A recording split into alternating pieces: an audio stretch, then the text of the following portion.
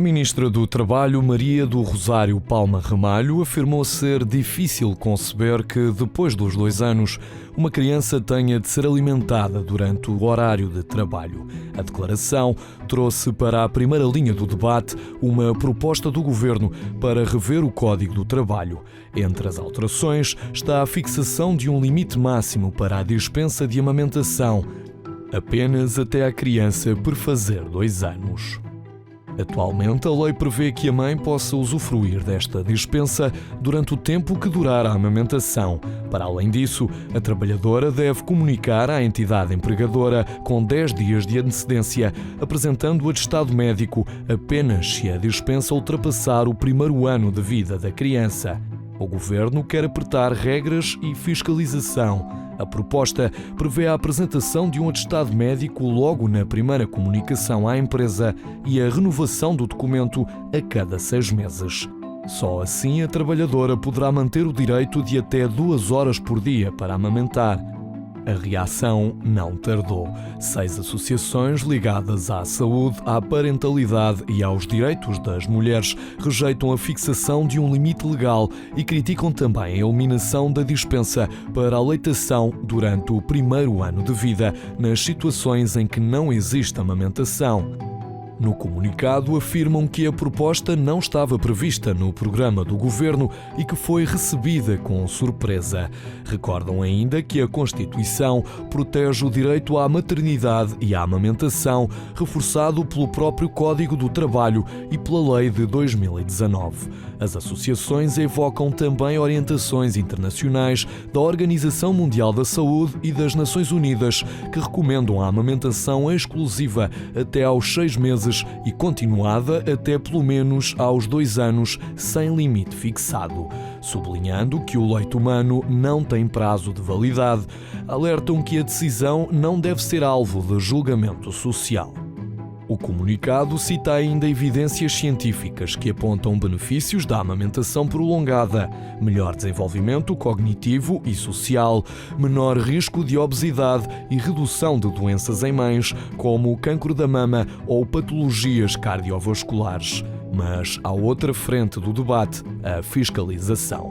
A Autoridade para as Condições do Trabalho admite que nos últimos 5 anos não encontrou indícios de uso indevido por parte das trabalhadoras. Pelo contrário, identificou 23 situações de incumprimento por parte das empresas, entre autos de notícia e advertências. Os dados mais recentes ainda estão em atualização. Ao mesmo tempo, o Governo admite não ter números sobre quantas mães estão, neste momento, a usufruir da dispensa.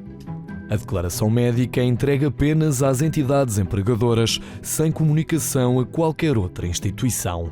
Num tema que cruza direitos laborais, saúde pública e igualdade de género, a questão permanece em aberto. Até que ponto deve o Estado legislar sobre a duração da amamentação?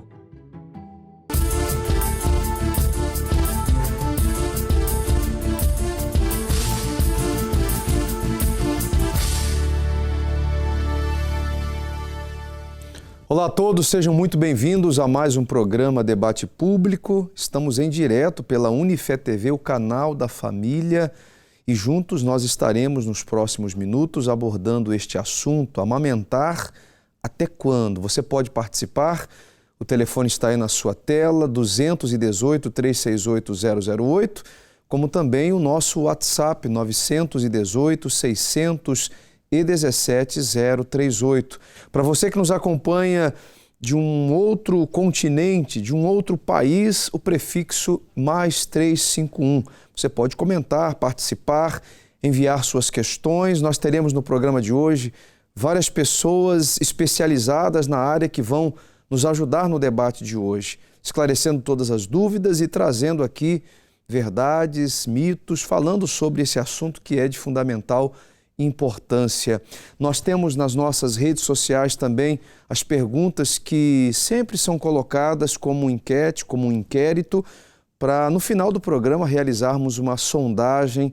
Eu queria que todos vocês que estão a acompanhar o programa, já seja pelas operadoras ou pela internet, dá um pulinho lá nas redes sociais, já deixa o seu ponto de vista sobre esse assunto, sobre esse tema, que é muito importante para o programa. Já vamos colocar a primeira pergunta para quem está acompanhando, para quem está assistindo o programa. Até que idade você acha que é mais adequado amamentar um bebê? Aí tem aí 4 opções, você pode escolher: até os 6 meses, até 1 ano, até 2 anos ou mais, ou, se você não sabe dizer, você também pode deixar aí o seu comentário. A segunda pergunta: já conheceu alguém que amamentou para além dos 2 anos? Também tem 4 opções de resposta, você pode deixar aí a que melhor você se enquadra. A terceira pergunta que nós temos: está por dentro da nova regra sobre a dispensa para amamentar? Também temos aí 3 opções, você pode escrever. E temos a quarta pergunta, que é uma resposta aberta. Para si, quais os benefícios da amamentação prolongada? Amamentar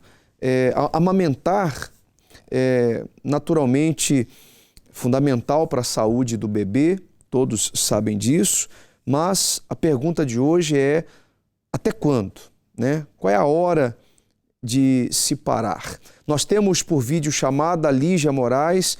Eu já quero cumprimentá-la, já quero desejar uma boa noite e agradecer a disponibilidade. Seja bem-vinda aqui ao programa. Muito obrigada e boa noite obrigada pelo convite e boa noite a todos que nos estão a escutar. Lígia, você é consultora de lactação, né? Eu queria que você explicasse um pouquinho o que é essa função e que você contasse um pouquinho aí né, sobre esse assunto, esse tema, o que você faz no seu trabalho, como você exerce essa profissão. Então, comecei inicialmente o meu percurso já há 8 anos, inicialmente como consultora de amamentação, porque existem alterações e diferenças aqui nos atendimentos de amamentação. Eu sou consultora, neste precisamente consultora de lactação certificada pelo IBCLC, ou seja, tenho uma cédula, sou considerada profissional de saúde e tenho um código de conduta por onde eu estou abrangida. Neste tipo de atendimentos, eu atendo todo o tipo de atendimentos, desde a gravidez, o pós-parto imediato, o regresso ao trabalho, a entrada na creche e também os desmames. Paralelamente a este meu trabalho, estou no doutoramento de Antropologia da Saúde, onde estou a analisar e investigar a questão da amamentação continuada, ou seja, para além dos 2 anos. Não gosto muito de usar a palavra prolongada, porque não existe na espécie humana.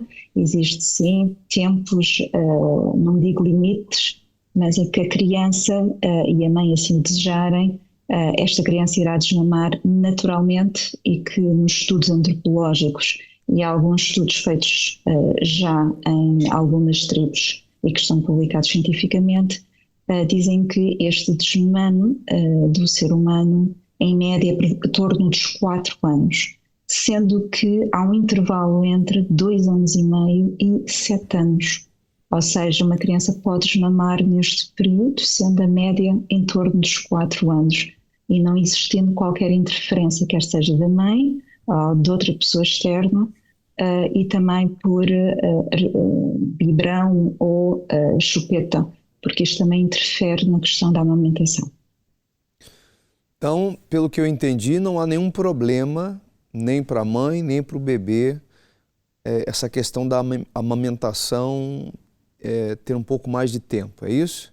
Sim, a amamentação continuada, aquilo que os estudos nós já temos, quer seja da parte psicológica, não existe aqui nenhum impacto desta amamentação, quer para a mãe, quer para o bebê. Pelo contrário, a amamentação pós 2 anos continua a ter muitos benefícios para a mãe e para o bebê, e até à última mamada deste bebê / criança, porque a criança identifica-se criança a partir dos 3 anos, esta última mamada que este bebê ou esta criança possa ter, irá ter impacto no seu organismo, porque o leite é um alimento vivo, podemos dizê-lo assim. está constantemente em alteração e em melhoria de acordo com as necessidades desta criança.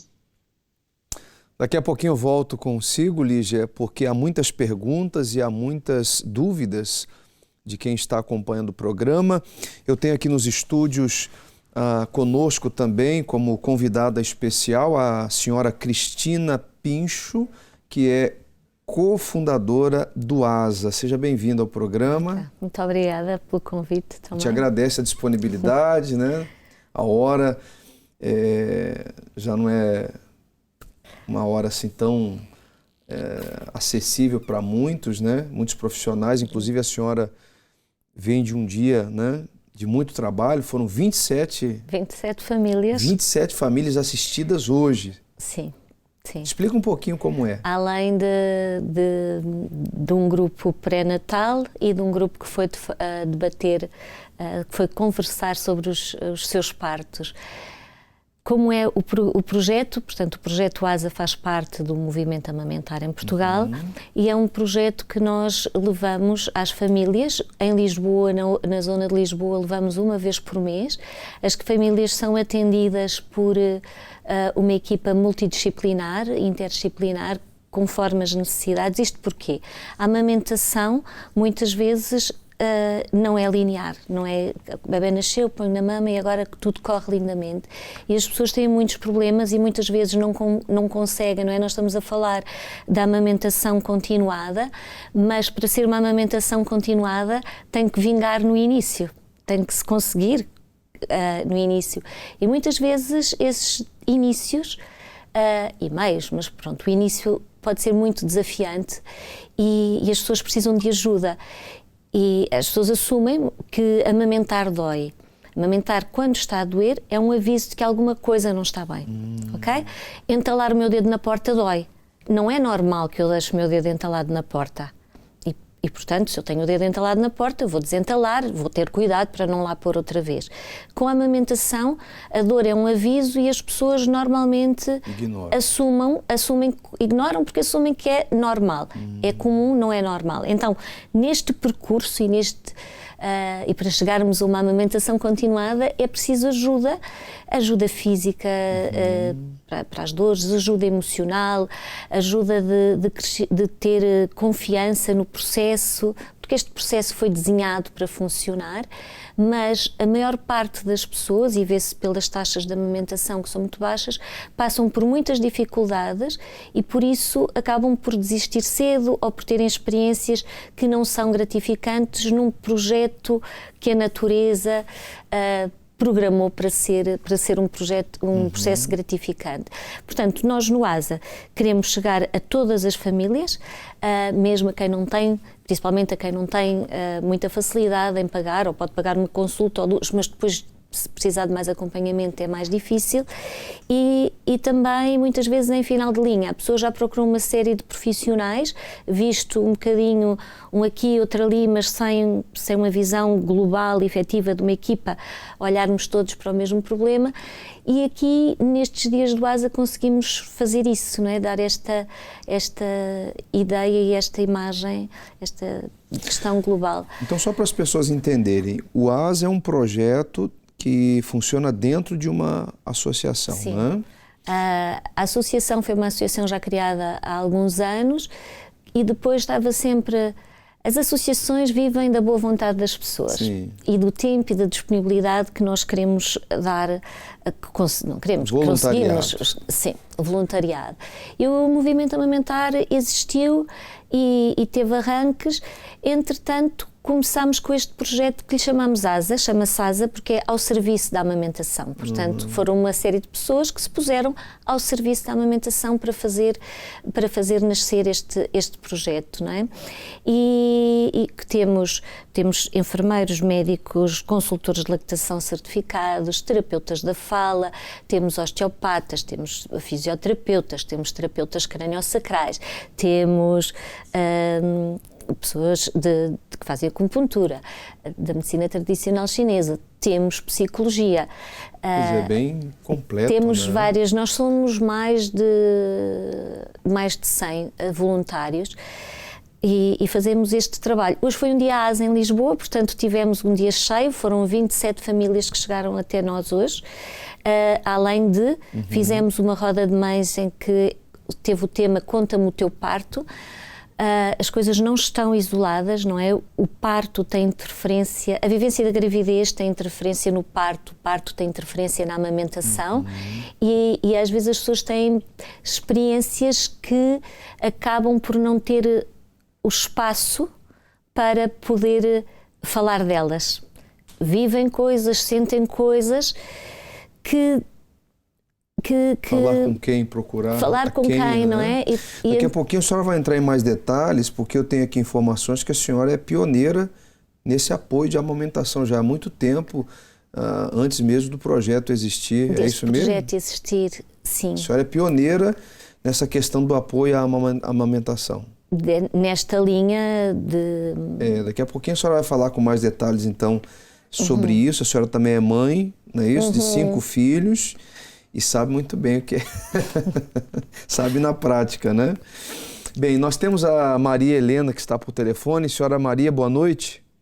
Bom dia, boa noite, pastor. Boa noite. A senhora tem uma pergunta, é um comentário? Já ia dizer bom dia. Olha, é assim, pastor, eu tenho 70 anos. Sim. E eu amamentei os meus filhos. Tive um casal, primeiro menino, que amamentei até aos 4 meses, depois tive que ir trabalhar. Mas depois da menina, eu pensei em pô-la numa ama ao pé do trabalho. E tinha os intervalos para lhe dar de mamar ao meio da manhã e ao meio da tarde.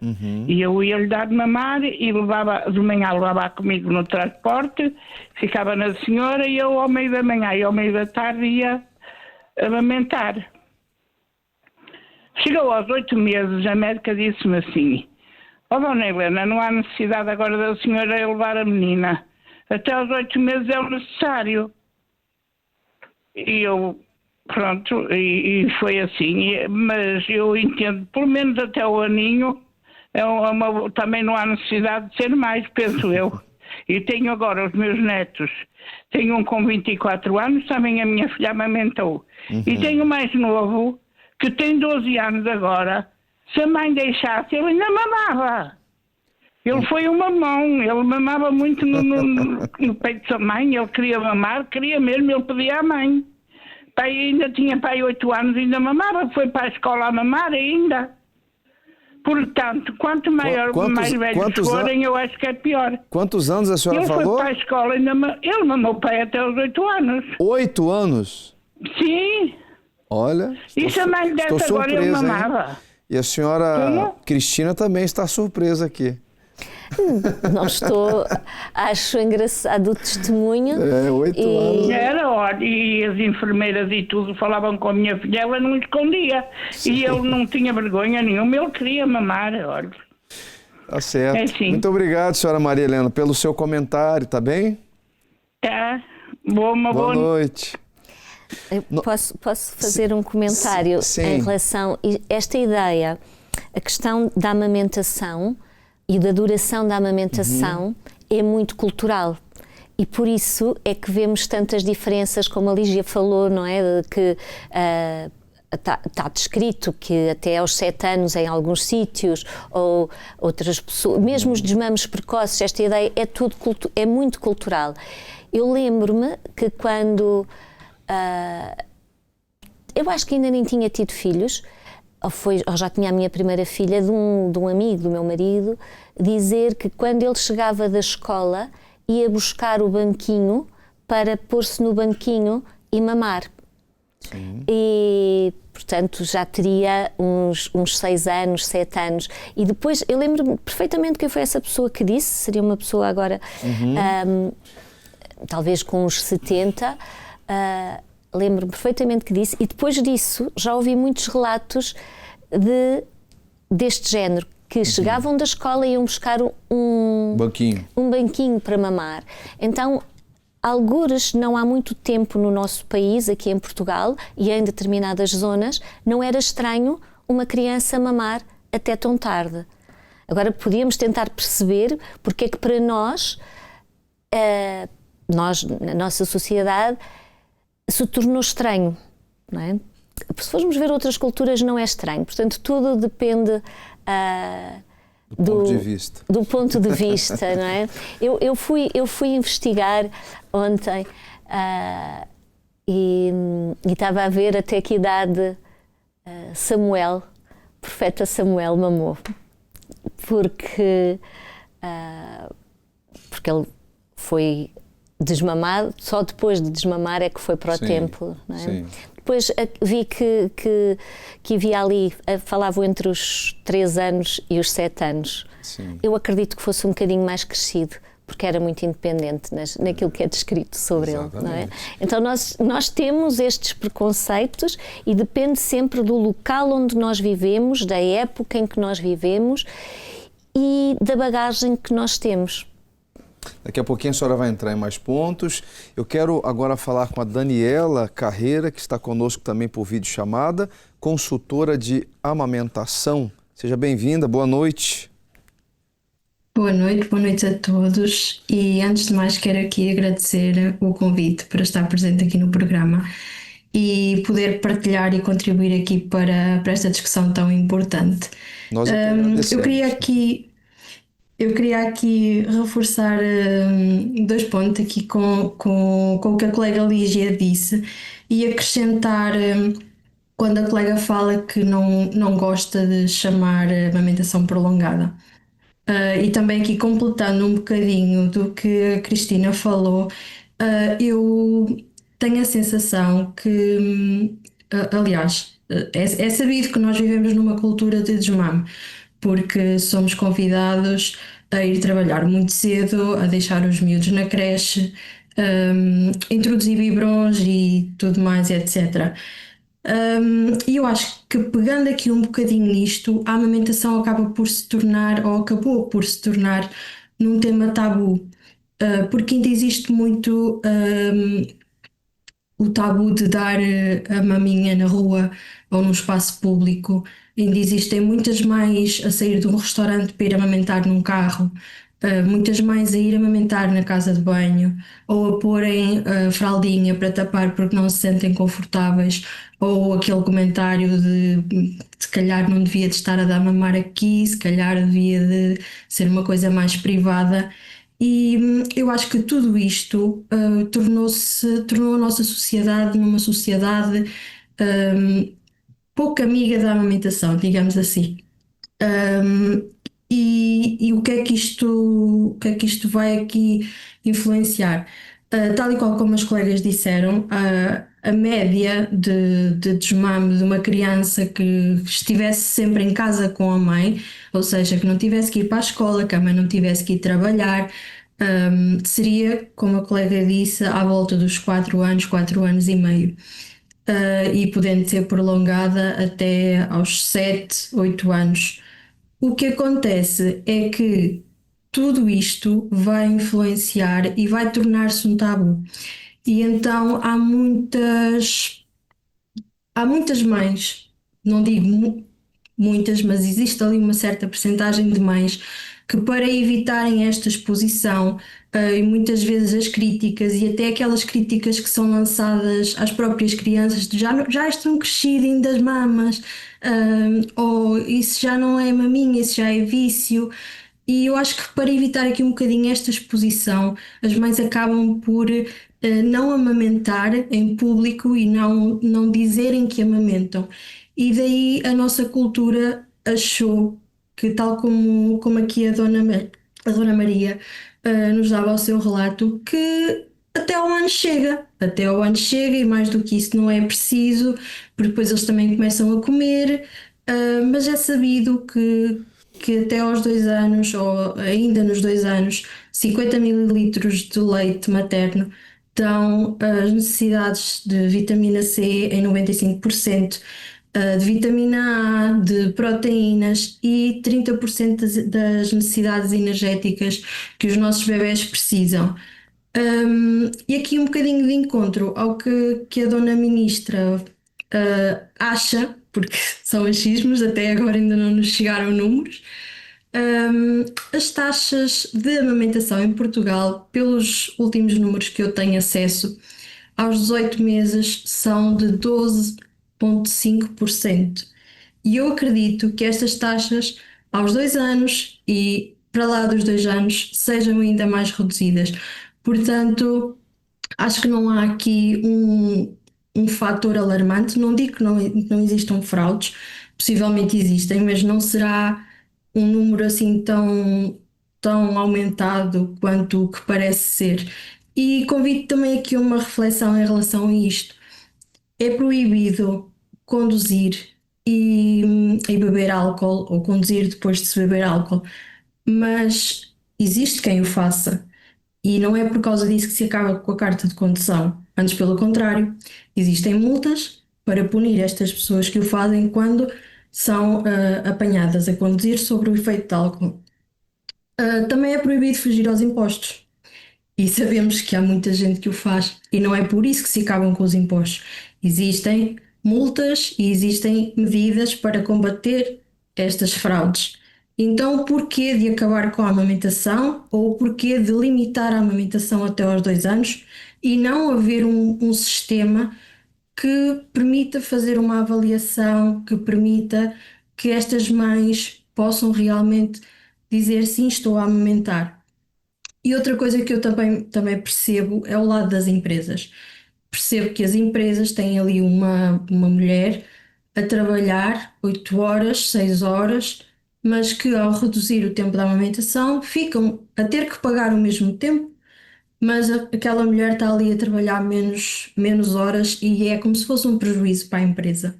E aqui sim deveria de haver uma medida por parte do nosso governo que desse um apoio a estas empresas para que não sobrecarregasse aqui o sistema financeiro da empresa e dar aqui um apoio e um reconhecimento às mães, porque estas mães, tal como a colega Cristina disse, estas mães já têm amamentações complicadas logo desde o início, muitas delas têm dificuldades, têm a dor a amamentar. E tudo isto vai mexer aqui com o emocional, mais os comentários das colegas, e eu sei isto na primeira pessoa, todas as semanas, ou para não dizer todos os dias, há colegas a perguntar: mas ainda dás mama, mas ele ainda mama, mas isso já não é maminha, isso já é só vício, tens que o desmamar entretanto, então, mas ele não te morde, e tudo isto acaba por mexer com aquela mãe e acaba por deixar aquela mãe em dúvida, quando simplesmente aquela mãe está a fazer o que ela acha de melhor para o seu bebé. E acho que aqui devíamos dar um bocadinho mais de apoio às famílias, em vez de colocar a culpa e a pressão nas mães, que já por elas próprias já são sempre culpadas. Eu falo por mim, acho que se tiverem aqui mais mães, certamente vão perceber. Nós, qualquer coisa que aconteça, sentimos sempre que a culpa é nossa, e acho que já temos tanta culpa e já nos culpabilizamos tanto que estar a pôr mais uma culpa e mais uma responsabilidade na mãe é muito ingrato. Então, na sua Para além opinião, há uma pressão, então, sobre as mães, né? As mães sentem essa pressão de até quererem amamentar por mais tempo, mas serem impedidas por muitas circunstâncias, na verdade. Agora, fala um pouquinho, Daniela, eu tenho aqui algumas perguntas para si, mas pelo que eu vejo aqui, você também tem uma formação nessa questão de extração do leite materno. Como é que é isso? É isso mesmo? É isso mesmo. Então, essa Existem formação doadoras, né? Existem doadoras, sim, existem bancos de leite em Portugal.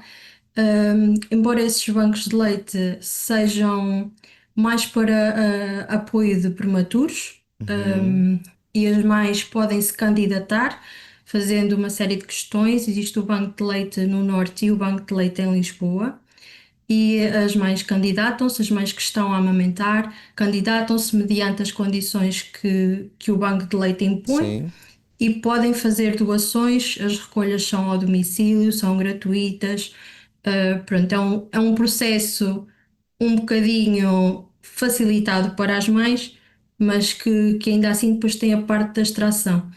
E isso também é outro tabu no mundo da amamentação, porque acredita-se muito que uma bomba não faz a mesma função que um bebê. E em parte é verdade, mas com a rotina certa, com o apoio certo, com o processo e os equipamentos certos, em especial os equipamentos, é possível fazer uma extração de leite sem ter o bebê à mama, desde que se cumpram certos critérios, isso é possível.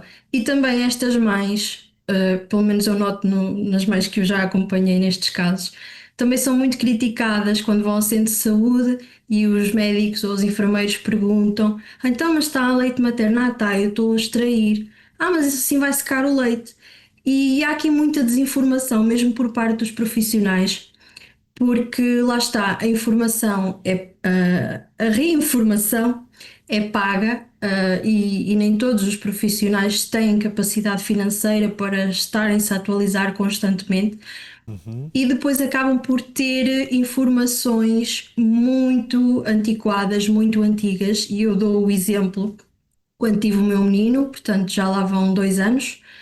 Um, a minha formação também passa aqui pela introdução alimentar, e a minha enfermeira de saúde materna dizia-me: agora começas a dar o ovo assim, depois dás o ovo assado, o feijão e o grão só aos X meses, os morangos cuidado porque só podes dar em certa altura. E eu pensava para mim, eu dizia-lhe sempre que sim, porque já ia naquela, nem vou entrar por esse campo. Mas eu dizia-lhe sempre que sim e pensava para mim, mas o meu menino já come isso tudo.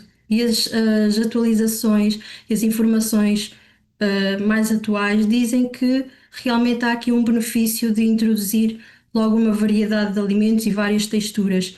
E ainda se vê muito esta cultura de começar com as papinhas, de muitas vezes oferecer logo as papas aos 4 meses, quando o bebê realmente ainda nem está preparado para a introdução dos alimentos. E depois ainda mais a pressão de se ir para a creche. Como é que vamos fazer? Como é que o bebê vai continuar? Desde os 4 meses até aos 6, supostamente devia estar a leite materno. Mas como é que vamos fazer aqui a gestão de todo este processo se o bebê ainda não come sólidos, mas tem que estar a leite materno até aos 6 meses? Entre os 4 e os 6 meses, o que é que o bebê vai comer? Vai ficar um dia inteiro na creche sem maminha, sem biberon, porque muitos deles que estão à mama não se adaptam ao biberon. E como é que vamos gerir aqui isto tudo? Então a solução é papinhas. Papinhas, introduzir as papinhas ali aos 4 meses, quando na realidade não é de todo recomendada esta introdução muito precoce dos sólidos. Daqui a pouquinho eu volto consigo, Daniela. Eu vou falar agora também com a Sônia, e você, internauta, telespectador, pode participar conosco. Estamos em direto, 210-346-091. Você pode enviar uma mensagem para o nosso WhatsApp, 918-617-038. O tema: amamentar até quando? Né? Nós sabemos que ainda há muito preconceito, há muitas questões que se levantam em volta dessa questão de amamentação, e principalmente em público. E hoje aqui no programa estamos conversando com especialistas que estão a esclarecer todas as dúvidas a respeito desse assunto. Já temos imagem da Sônia? A senhora Sônia Nobre é especialista em treino de gravidez, pós-parto, doula, daqui a pouquinho a senhora vai explicar o que é isso, doula e consultora de amamentação. Seja bem-vinda. Muito obrigada. Olá, boa noite a todos. Muito obrigada pelo convite. Então, de facto, tem-se falado aqui por parte das minhas colegas de muita coisa. Eu queria acrescentar que, de facto, a afirmação desta ministra foi de uma tremenda ignorância no que diz respeito à dinâmica da amamentação. Os benefícios não terminam aos 2 anos, portanto, eles continuam, e, de facto, os governos de direita já nos vêm habituando a fazer da exceção a regra, e isso não é muito favorável, não é? Portanto, não é porque alguém não foi totalmente correto, que todas nós somos. Aliás, eu até considero o contrário. Há muitas mães que de facto não beneficiam desta dispensa de horário com medo das represálias no próprio local de trabalho. E portanto, acho que o que devíamos fazer todos era lutar para que todas as famílias tivessem direito a ter esta dispensa de horário para estar com os seus filhos, a mãe, o pai, mas não tirar de facto às mães que amamentam, que já, como disse a Daniela e bem, já enfrentam imensas dificuldades durante todo o processo de amamentação, têm efetivamente menos horas de descanso e, portanto, tirar uma coisa que já existe não faz sentido nenhum. Eu considero ainda que é muito importante falar-se do vínculo que se cria com a criança quando amamentamos, não é? E a legislação não tem uma idade definida em relação a esta dispensa de horário. Portanto, uma criança com 2, 3, 4 anos, a mãe pode usufruir desta dispensa. E, portanto, é muito importante manter-se isto e sim alargar às outras famílias que também não amamentam. Eu tenho aqui algumas perguntas para si, senhora Sônia. Por exemplo, nessa fase de amamentação, muitas mulheres se sentem inibidas, sozinhas, né? Elas se sentem até mesmo prejudicadas nesse processo natural. Como é que elas podem ser ajudadas, orientadas em relação a isso? Que tipo de ajuda elas podem procurar? Olha, eu acho que esse cuidado de cuidar de quem cuidamos devia ser transversal a todas as recém-mães e não só a quem amamenta, não é? Mas, de facto, dar este apoio emocional, não é, à mãe, este reforço positivo de que está a fazer um bom trabalho, de que consegue, de que tem leite, e não o contrário, porque muitas vezes o que verificamos é o contrário, críticas de que o leite é fraco, de que amamenta demasiadas vezes, de que não devia amamentar em público, que devia esconder-se. Inúmeras críticas que vamos ouvindo, deveria ser precisamente o oposto.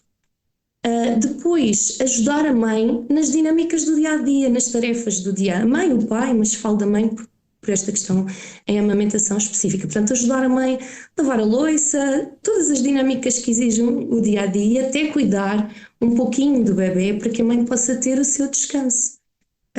Acho que é um bocadinho por aí, é cuidar de quem cuida. Por exemplo, a colega falou há pouco da questão das mães que têm que voltar para o trabalho, né? Haveria uma possibilidade de conciliar, mesmo voltando para o trabalho, continuar amamentando? É possível. Nós estamos nesta luta de conseguirmos que a licença seja alargada até aos 6 meses e paga a 100%. Portanto, ainda não desistimos, continuamos na luta e esperançosas. Isso, de facto, era o ideal, porque a OMS recomenda que a amamentação seja exclusiva até aos 6 meses. Que sentido faz as mães terem que ir trabalhar antes disso e manterem a amamentação exclusiva? É praticamente impossível, não é? Claro que nós, enquanto conselheiras de amamentação, podemos ajudar esta mãe a tentar extrair e armazenar algum leite de forma a que consiga manter a amamentação. Mas, de facto, é difícil. É até difícil do ponto de vista emocional, porque a amamentação promove um vínculo que de repente é quebrado e isso não devia acontecer. Sim, é isso que portanto, eu acho que... Sim, conclua, por favor. Não, eu ia dizer, quer dizer, de repente, nós já temos pouco, ainda nos querem tirar o pouco que temos. Não faz sentido. É isso que eu ia pontuar agora, porque eu acredito, né?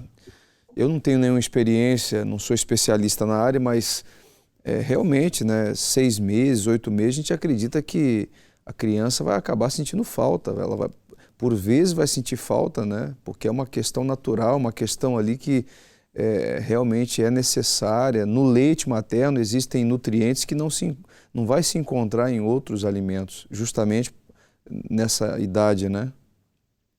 Claro, não vai se encontrar em outros alimentos, às vezes até para além dos 2 anos, atenção, não é? Sim. O leite materno continua a ter benefícios até a nível nutricional, que muita gente acha que não, para além dos 2 anos.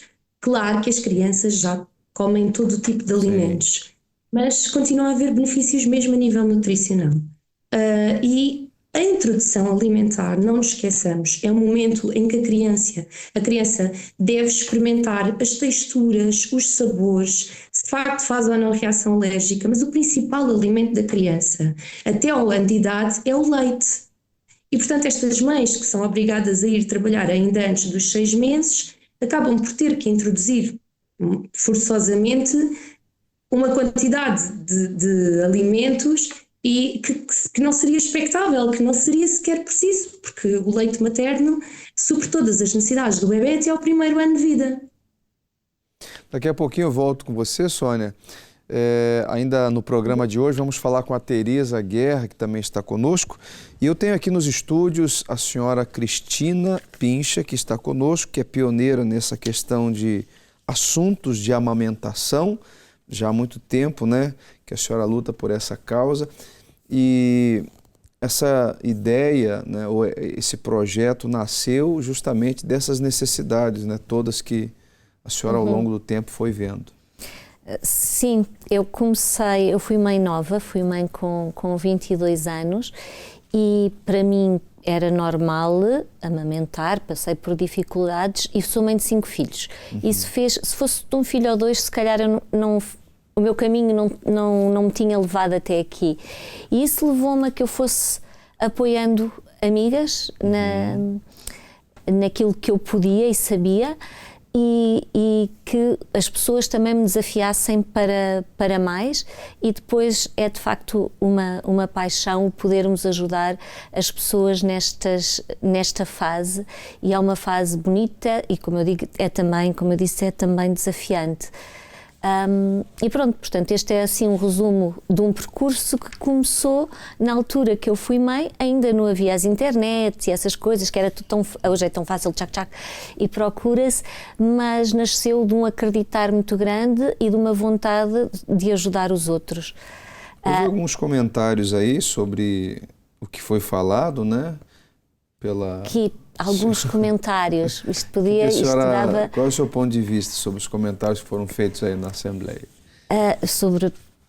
Primeiro eu vou um bocadinho mais atrás, ou falando, porque a colega também falou de 6 meses por licença. Sim. Então, existe uma iniciativa legislativa do cidadão, em que, portanto, a iniciativa legislativa do cidadão é que os cidadãos podem fazer a apresentação de um projeto de lei. E nós fizemos, um grupo de pessoas tomou a iniciativa, mas várias pessoas, um projeto de lei para 6 meses por licença. E antes da queda da legislatura, estava a ser debatido, da legislatura anterior, estava a ser debatido, e porque estávamos a falar da amamentação e da importância de uma licença paga até 6 meses, paga a 100%. Caiu a legislatura, mas nós tínhamos estado em contacto com os grupos parlamentares, em especialidade, quando foi quando foi a campanha eleitoral, falámos com todos os partidos políticos e, portanto, foi com grande surpresa que eu vi esta proposta de lei, este anteprojeto apresentado pelo Governo, porque não tinha nada a ver com as conversas que há poucos meses tinha estado.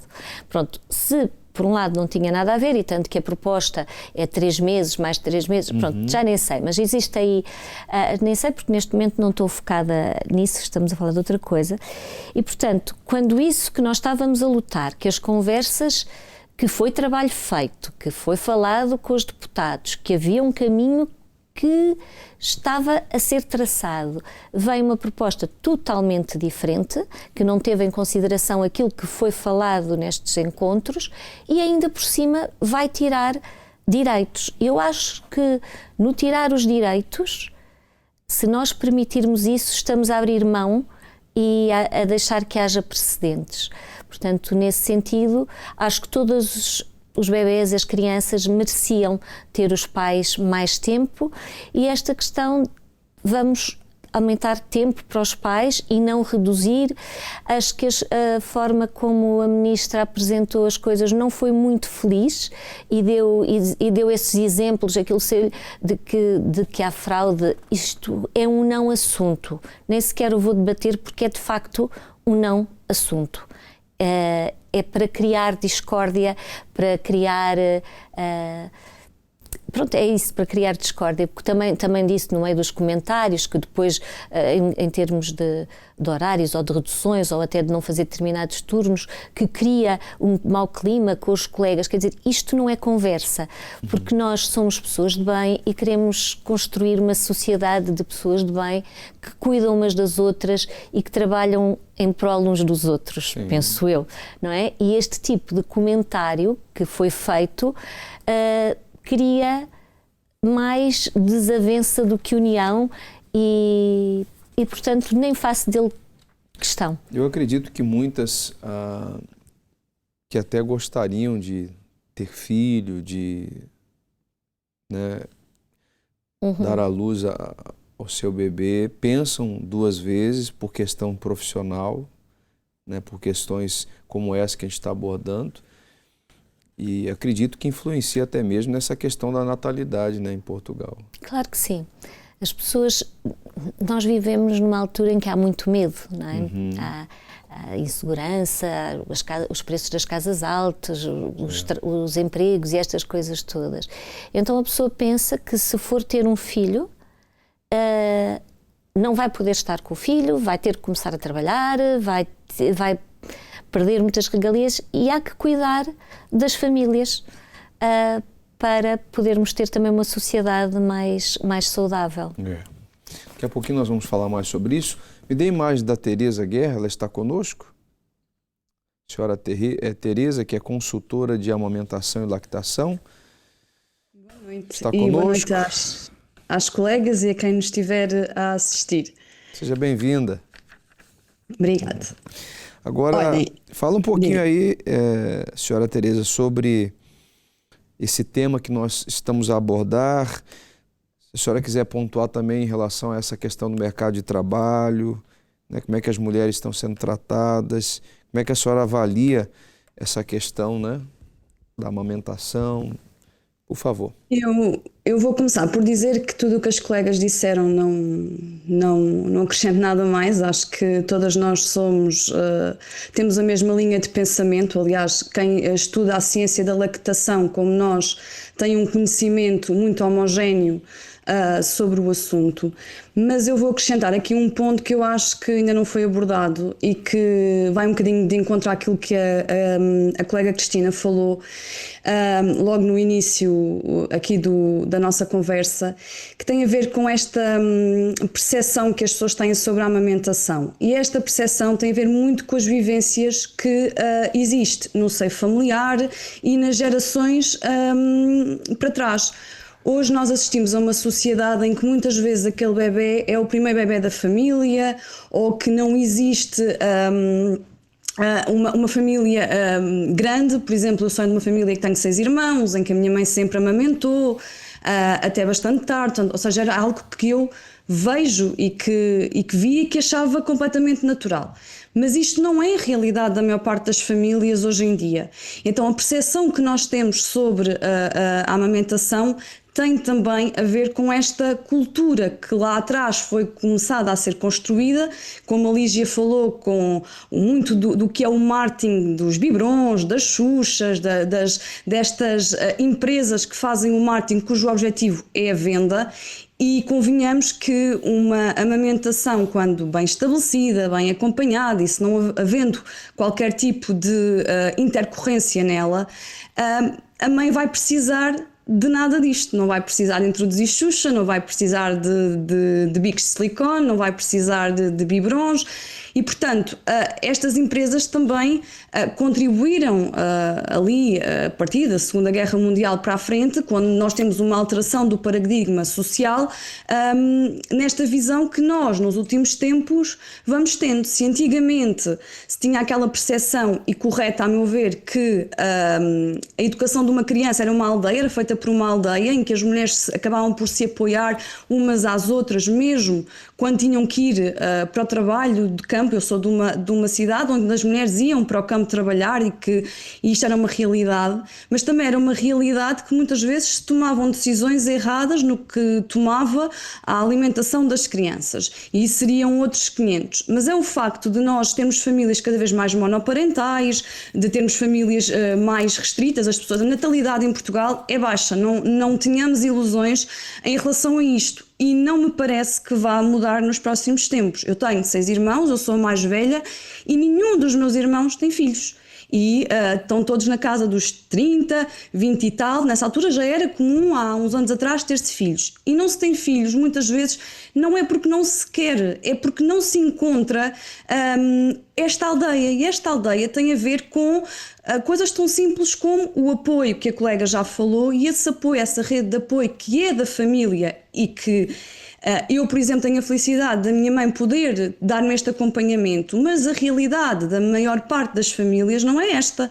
Os avós trabalham, as pessoas têm uma vida, como já falámos aqui, de trabalho, portanto saem de manhã, regressam às tantas da noite, e muitos da minha geração, que tem 32 anos, pensam em que circunstância é que vão ter filhos, porque depois não podemos só olhar para a parte da amamentação e desculpem eu ter que trazer isto para aqui também, mas porque está interligado, que é onde é que eu vou colocar o meu filho quando eu tiver que voltar ao trabalho? Se não há respostas de escolas, onde é que eu vou colocar o meu filho?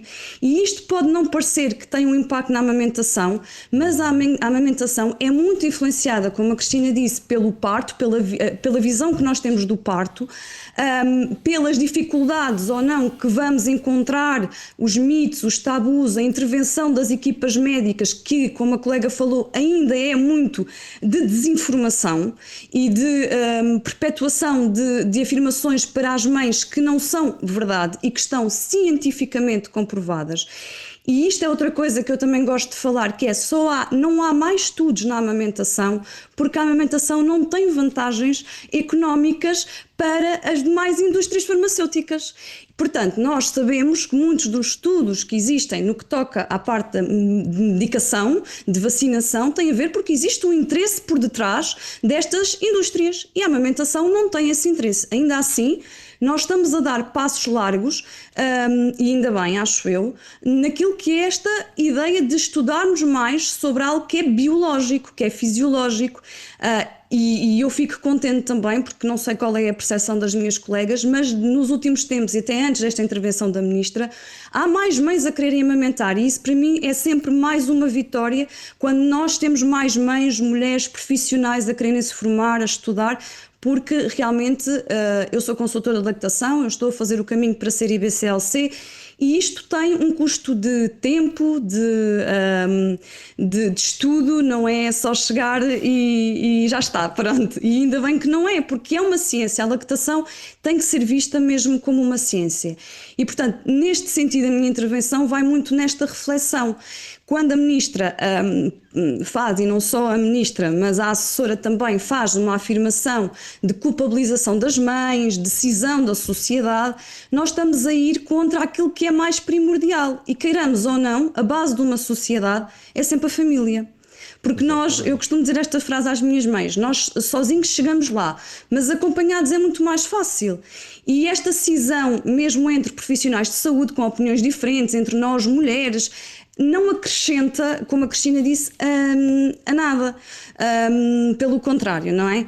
E portanto é importante que nós consigamos, de alguma forma, unir esforços, sim, nesta ideia de que a amamentação, eu acho que a discussão do tempo da amamentação, para mim é uma não discussão. Porque cada um amamenta o seu filho da maneira que acha mais correta. A espécie humana é uma espécie imatura, também é cientificamente, antropologicamente e biologicamente apoiado e evidente. E portanto este apoio, este suporte faz com que muitas mulheres não queiram ter filhos, que comecem a pensar, e para concluir, que a amamentação lá mais à frente vai ser complicada, vai ter dor, vai ter sofrimento, vai ser uma chatice quando voltarem ao trabalho, e muitas vezes porque a pressão começa. Eu e a Lígia colocámos nas nossas redes sociais algumas inquéritos para saber qual o feedback das mães que nos acompanham, e são inúmeros os relatos que recebemos de mulheres que são vítimas de, vamos usar esta palavra, de bullying por parte, eu não digo das colegas, mas da entidade patronal, porque eu acho que quando a entidade patronal é uma entidade ciente e com valores de bem, como diz a Cristina, isto é uma não questão sequer, porque nós unimos a nossa equipa em prol uns dos outros. Mas a amamentação ainda não é vista como um benefício para a sociedade. A amamentação é saúde pública, e muitas vezes também não é vista, a mulher é olhada como algo que é produtivo, não é? O objetivo é que a mulher seja produtiva. E isso é tudo bom, e ainda bem que existe essa igualdade, mas amamentar ainda só cabe à mulher, não há outra forma de ser alargada ao homem, portanto. E portanto nós lutarmos um bocadinho por esta ideia de que às vezes estas mulheres sofrem muito do ponto de vista inicial até, muitas vezes, pela minha prática, ainda estão naquela fase de pós-parto imediato, um mês e meio, 2 meses, e já estão a sofrer como é que vai ser o regresso ao trabalho aos 4, aos 5 meses, e isto cria uma ansiedade que é também, do ponto de vista da amamentação, da esfera psicossocial, um inibidor da lactação. Muitas mulheres acabam por pensar se todo aquele esforço que estão a colocar em ultrapassar obstáculos e dificuldades, quanto é que vai valer a pena? Porque afinal, ali aos 4 meses, há algumas com muito esforço até aos 6 meses, vão ter que entregar os seus filhos numa creche, e depois também temos esse panorama, que é o meu panorama profissional base, que é também temos muito pouco profissionais na área de educação capacitados para conseguir integrar estas crianças e estas famílias que querem amamentar em exclusivo. Nós precisávamos aí de mais tempo para falar sobre esse tema, né? Com certeza. Estamos chegando já aos momentos finais do programa, Tereza. Mas eu separei aqui algumas questões que são na cabeça de alguns mitos ou verdade para outros. Eu queria que cada convidada falasse apenas de 2 pontos. Para você, eu separei o seguinte: o leite materno perde nutrientes depois do 1º ano? Essa é a primeira questão. E se a mãe, ao engravidar, ela deve parar de amamentar imediatamente? Queria que você respondesse aí de forma objetiva. Olha, eu vou responder a amamentação quando a mãe engravida e tem o seu bebê, o seu segundo bebê, o seu terceiro, o que for, chama-se amamentação em tandem. E os últimos estudos e as últimas evidências mostram-nos que, inclusivamente nessas situações, a percentagem de nutrientes, de gordura, de proteínas duplica quando a mãe amamenta mais do que um bebê. Portanto, essa ideia ou esse mito de que a mãe tem que parar a amamentação porque tem mais um bebê não é 100% verdade. Há aqui depois algumas situações em que tem que se ter atenção, porque há bebés que há uma mudança do sabor do leite, e há bebés que acabam por desmamar naturalmente porque acabam por rejeitar esse leite, mas quando isso não acontece, não havendo nada nas intercorrências da mãe, da gravidez da mãe, que nos leve a pensar nessa situação de desmame, ela pode continuar, é benéfica, não vai roubar nutrientes ao leite, não vai roubar potencial ao leite materno, vai até beneficiar o novo bebê que aí vem. E isso é uma ideia que é muito falsa, que continua muito a ser perpetuada mesmo por profissionais de saúde que estão na linha de contacto direto com as mães, e estas mães acabam por sentir esta pressão, esta culpa de terem engravidado, e não é de todo verdade. E isso acaba por ser muito também, e temos que dar essa liberdade à mulher, essa escolha da mulher querer ou não continuar, porque isso também é liberdade naquilo que são os nossos direitos. Muito obrigado, eu agradeço a sua participação e espero tê-la num próximo programa ainda falando sobre esse assunto, tá bem? Muito obrigado. Nós vamos também agora falar com as demais participantes que estão conosco por videochamada. Eu tenho também aqui 2 questões para Daniela. Se for possível, produção, já me dá imagens aí, da Daniela Carreira, que é consultora também de amamentação.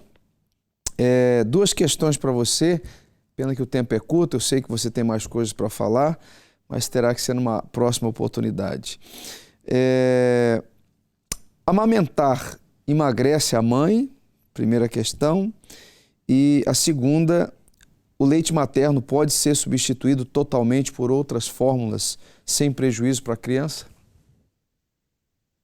Então, para começar, sim,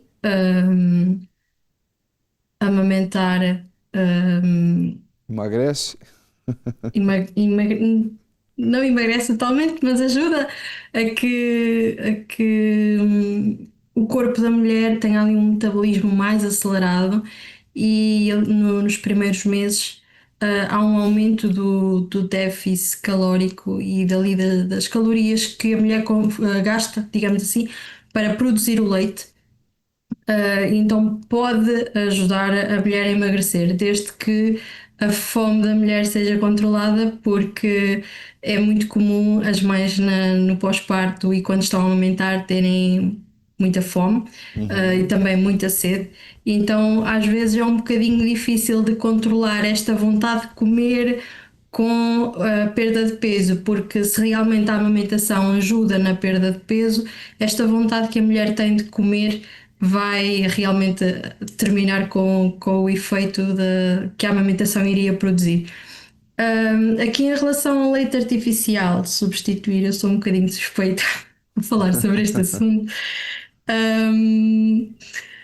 Não há nenhuma fórmula que substitua o leite materno. E vai aqui de encontro ao que os colegas já disseram. A indústria, o mercado está muito focado na venda e existe até um documento que legisla ou que regulamenta esta oferta de produtos de puericultura, sejam chupetas, e no qual também está introduzido o leite artificial. E inclusive há certos leites artificiais que não deveriam estar em exposição, e falo nisto no supermercado, e nós vamos a um supermercado e somos livres de comprar, e isso não deveria de acontecer, porque estes produtos devem ser receitados, prescritos por um médico. E todo este acompanhamento deve ser feito. Primeiro, há aqui muito a ideia de que o bebê não está a ganhar peso, vamos dar fórmula. Isto não deve de acontecer. O bebê não está a ganhar peso, porquê? Ir à raiz do problema. Porque se o bebê não está a ganhar peso, é porque a mãe não está a conseguir fazer uma amamentação eficaz. É porque pode haver ali uma pega, pode haver ali um freio, pode haver ali alguma coisa que não esteja a permitir uma amamentação eficaz. E o dar a oferecer logo a fórmula é feita com leite de vaca e está cientificamente comprovado que o leite de vaca só deve ser oferecido mais lá para a frente, pelos riscos que tem, porque o estômago do bebê é imaturo e não está preparado para fazer aqui esta digestão mais precisa que o leite da vaca precisa das proteínas e tudo mais do que está incluído. E depois, na sociedade de hoje em dia, existe muito aqui. Agora a doença da moda é ser intolerante à lactose ou ser intolerante às proteínas do leite de vaca, que são duas coisas muito diferentes. Mas a solução que se arranja quando existe aqui a intolerância ou alergia, melhor dizendo, às proteínas do leite de vaca é, ok, a mãe não pode amamentar, porque tudo o que a mãe consumir com leite de vaca vai passar para o leite materno, vamos dar a fórmula. Mas afinal, a fórmula também é feita com leite de vaca. Então há aqui todo um mercado por trás e é como a colega falava, que a amamentação não tem interesse financeiro, não se estuda, porque não interessa, porque não traz lucros e é muito melhor tentar perceber qual é que é a melhor chupeta ou qual é que é o melhor leite, ou criar um leite diferente porque vamos ser intolerantes a isto, ou porque o bebê tem gases, ou porque afinal o bebê tem refluxo, e às tantas, aquela mãe que só queria ali suplementar acaba por comparar 3, 4, 5 variedades de leite e depois o bebê não se adapta a nenhuma delas, e convenhamos que os valores de uma lata de leite não são assim propriamente baratos, quando afinal nunca se diz à mãe: olha, o teu bebê não está a ganhar o peso que precisas, vamos suplementar, mas vamos suplementar com o teu leite. Vais amamentar, vamos perceber o que é que está aqui na raiz do problema, porque é que não estás a conseguir amamentar o suficiente, e vamos fazer uma extração ou vamos fazer aqui um complemento com o teu leite. E então, sim, complementar o leite da mãe com o próprio leite da mãe. Mas a primeira abordagem que se faz é leite artificial, e muitas Sim. das vezes até se diz à mãe: deixas de dar mama e passas a dar só o leite artificial, quando o leite artificial deveria ser apenas uma ponte para que houvesse aqui o melhorar da amamentação, e depois fazer uma retirada do leite artificial, em que, nos casos em que eu acompanho as mães, esta indicação nunca lhes é dada, nunca lhes diz: olha, vais dar leite artificial até X tempos e depois retiramos. Esta indicação raramente é dada. Daniela, a gente agradece a sua participação aqui no programa. É muito gosto em tê-la aqui. Eu tenho certeza que ajudou e muito os telespectadores. Tá bem? Eu é que agradeço. Muito obrigada. Muito obrigado. Já vamos falar também com a Lígia Moraes. O nosso tempo está mesmo no fim. Me dê imagens aí da Lígia Moraes, que também é consultora, esteve conosco no programa de hoje. E aí, Lígia, o que você tem aí a concluir sobre o tema? Eu tenho aqui 2 questões que eu queria que você desmistificasse, se é mito, se é verdade.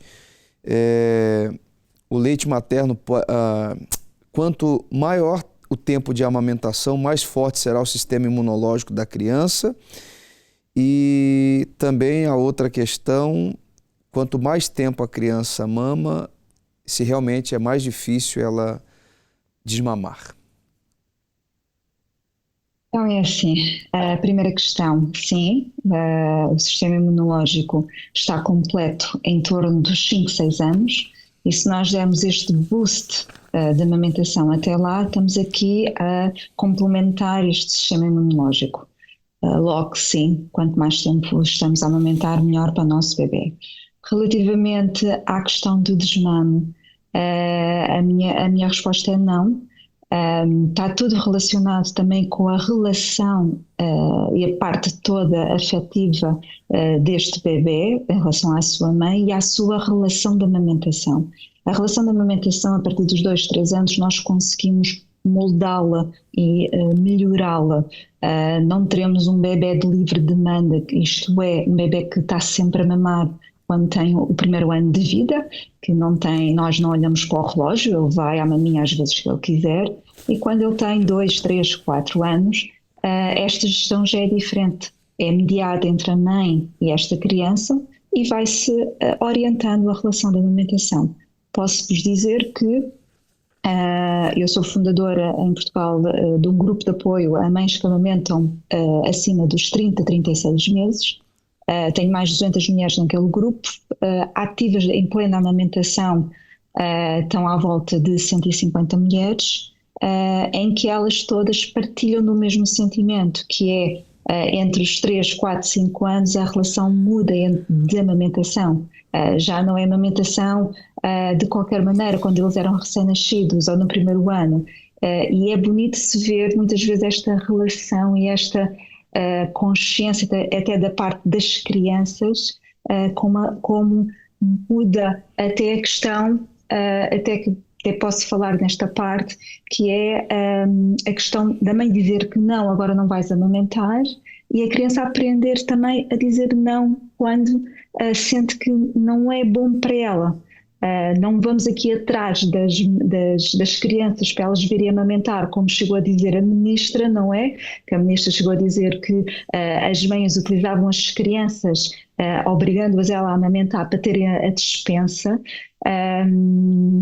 quando na realidade é muito mais que isso. A percentagem, como disse aqui a Daniela, dos 18 meses, eu tenho os dados dos 2 anos, e atualmente a volta dos 2 anos temos entre 5% a 6% das crianças amamentadas. Ou seja, estamos a falar entre 10 a 13 mil crianças que estão a ser amamentadas aos 2 anos. No nosso país é uma gota no oceano. Se nós olharmos para os 4, 5, 6 anos, estamos aqui a falar de quê? 1000 crianças amamentadas? Ao mesmo tempo também não temos dados efetivos, possivelmente serão mais do que isto. Como já foi dito aqui, nós temos mulheres que se negam dizer até ao patronato que estão a amamentar por causa de sofrerem represálias.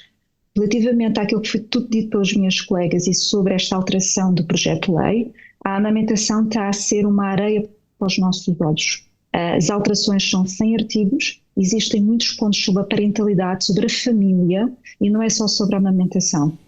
Eu defendo, sim, dispensa de amamentação até aos 2 anos para todas as famílias, e depois para quem amamenta, continuar essa dispensa, se assim desejar. Nós temos mães que amamentam aos 3 anos e não estão com a dispensa porque não necessitam, não sentem essa necessidade de agora preciso destas 2 horas. Não tem nada a ver com isso. Agora precisamos de olhar sim para a base da família, que é o mais importante, que é o trabalho noturno, que é o trabalho por horários, turnos de horários e fins de semana, que também estão aqui em jogo. Acho que é muito mais que a amamentação que estamos aqui a falar. E, acima de tudo, a aldeia que a Teresa falou, que nós perdemos, e sim, a responsabilidade das empresas para esta aldeia, e sim, esta responsabilidade do pagamento da dispensa ser pelas empresas, porque elas próprias têm benefícios do Estado. Se querem que seja comparticipado pelo Estado, então deixamos de dar apoios também às empresas.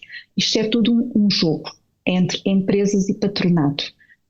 Também precisamos aqui muito olhar para a saúde pública, e se o Estado olhar verdadeiramente para as mulheres que amamentam, vão ver que 24 meses de amamentação, e está numa calculadora disponível para qualquer pessoa ver e analisar, 24 meses de amamentação no PIB português é em torno de 31 mil euros que esta mulher deu ao PIB nacional em termos de saúde, principalmente em saúde para o seu filho e para ela própria.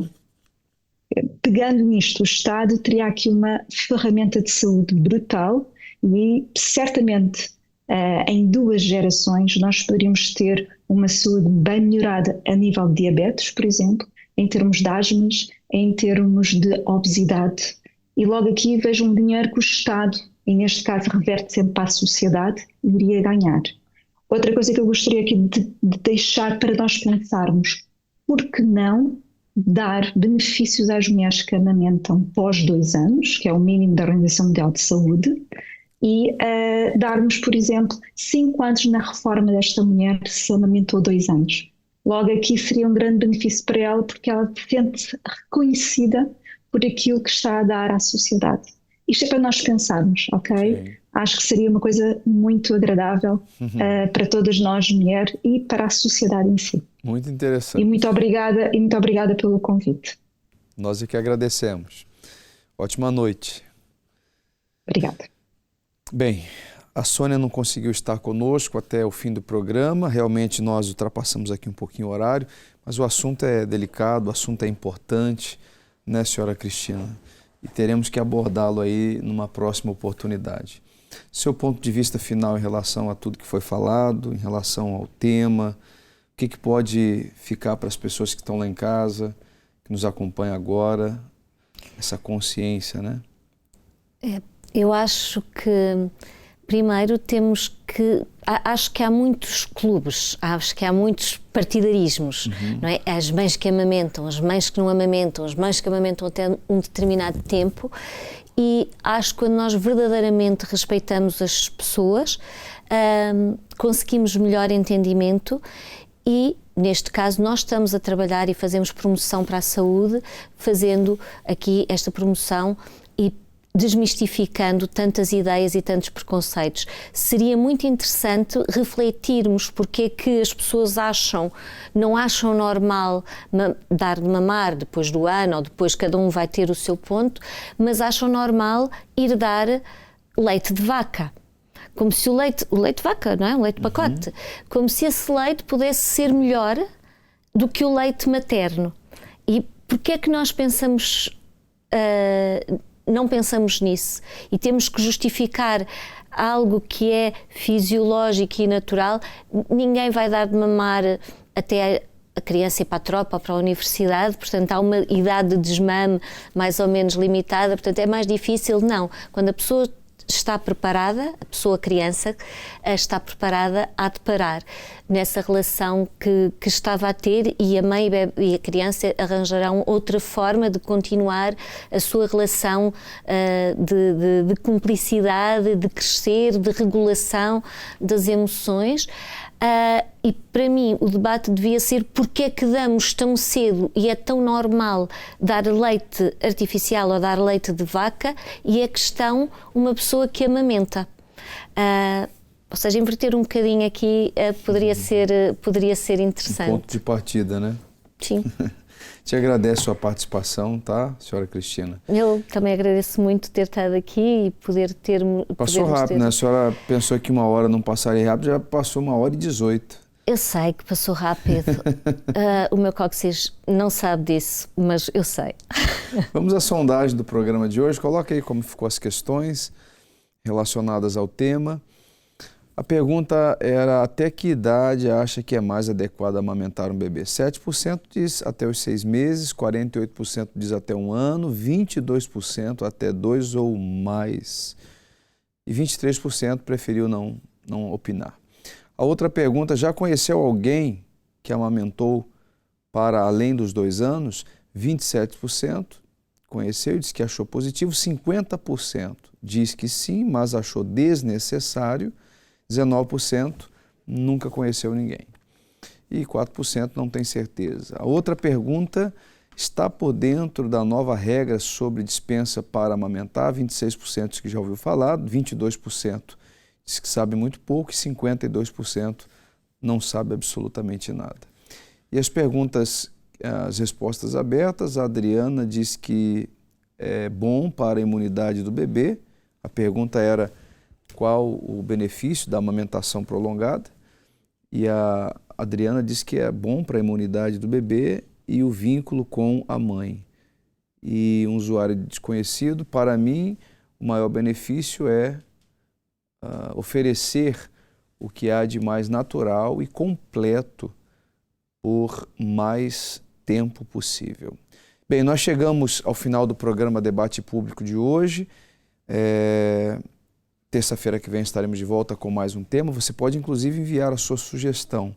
O e-mail aparece aí, jornalismo@unifetv.pt. Você pode enviar e a produção irá avaliar. Vem agora uma programação especial. Logo após o intervalo, o Marcos Bueno vai conversar com todos que precisam desabafar. Você que carrega uma tristeza, um vazio, uma depressão, seja qual for o motivo, não importa, existe alguém agora que pode lhe ajudar através do 218-368-008, pessoas inclusive que superaram, venceram, saíram da depressão, que podem conversar com você. E o Marcos Bueno vai estar trazendo aqui uma programação muito especial, logo após o intervalo, tá bem? Forte abraço a todos, fique bem e até o próximo programa.